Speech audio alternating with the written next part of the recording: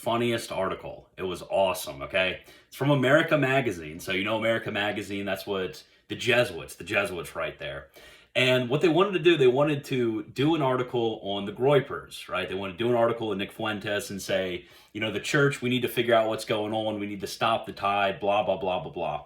And they wanted to find an expert. This is the first funny part, okay? They wanted to find an expert to be able to editorialize their comments. So what do? Do they go to, you know, a young influencer, you know, somebody maybe like me, you know, who's familiar with the landscape, maybe somebody a little bit older, maybe they're getting a millennial or somebody. No, they get the president of EWTN, so some woman president of EWTN.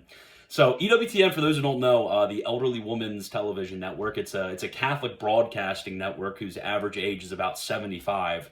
So they get EWTN out there to ask them, okay, why oh why are the Groypers so popular right now amongst young Catholics? And this is what she says. She says, so this is her reasoning, okay? She says Fuentes' rise among young Catholics particularly points to the church's failure to provide correct and well-formed voices on the issues of anti-Semitism and immigration readily available to young men. It's like, yeah, okay. So the reason why all of this stuff is so popular is because young men, they just don't have access to the information, right? The socioeconomic factors, right? They just don't have access. They don't have the books, right? They can't read.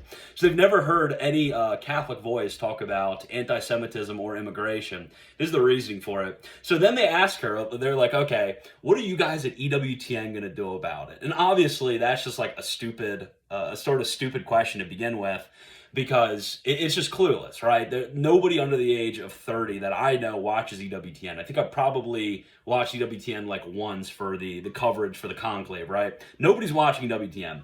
So they ask her, and this is what she says. She says, quote, for more than a month, okay, so they've been trying this already for about a month now. For more than a month, the network has aired programming on anti-Semitism and Holocaust history, featuring Jewish scholars and historians in an effort to counter what she calls Fuentes', quote, dangerous rhetoric, end quote.